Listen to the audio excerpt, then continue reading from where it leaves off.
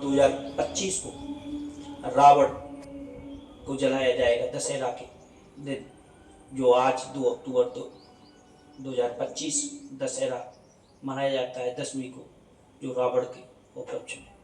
जैसे बिसरख गांव की कहानी पौराणिक तत्व के मान्यताओं पर आधारित है कि जिसके अनुसार यह स्थान लंकापति रावण का जन्म स्थान और उनके पिता महेश विश्वा को तपोभूमि के रूप में मानते हैं। रावण के पिता विश्वा के नाम पर ही गांव का नाम बदलकर बिसरख या विश्वेश्वरा पड़ा। दशहरे पर यहाँ रावण का दहन नहीं होता, बल्कि विद्वान और शिव भक्त रावण की पूजा की जाती है और उसके प्रति सम्मान व्यक्त किया जाता है। पूरे देश में रावण को जलाया जाएगा और नोएडा के पास में एक बिसरख गांव है, उसमें रावण की पौराणिक तत्वों के अनुसार, पौराणिक मान्यताओं के अनुसार रावण के नाम से वहाँ पर पूजा की जाती है कि वो अपने उस समय की याद करते हैं कि उनके जो पिता थे महर्षि विश्वर, उनका वो गांव था और तो रावण का भी वहीं पर जन्म हुआ था, वहीं उनकी शादी हुई थी, वहीं उनका आलन पालन पोषण हुआ था।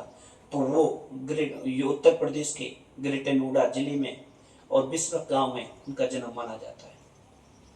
उसके बाद में उन लोगों ने उस जगह पर बहुत ही ज़्यादा तपस्या भी की थी।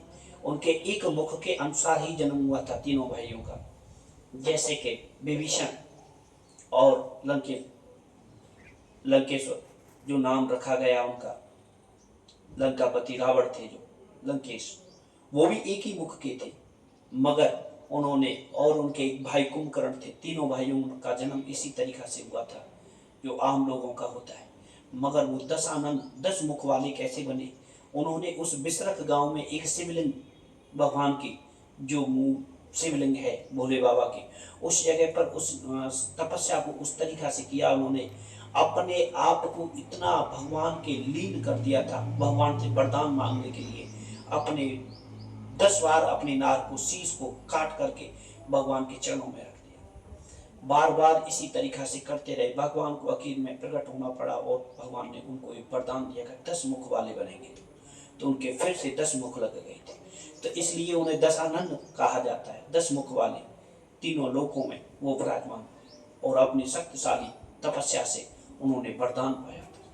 तो उनको रावण को इस तरीका से माना जाता है। तो वो उस जगह पर जन्मे थे। लोग जिस जगह के बारे में बहुत कम जान पा रहे हैं, वो बहुत ही परंपरागत विभिन्नता के अनुसार वो जगह बहुत ही विख्यात बिसरख गांव माना जाता है। इस गांव की बहुत ही बड़ी मान्यता मानी गई है। तो आप हम सब लोग इस चीज़ को जान रहे होंगे अब। Thank you.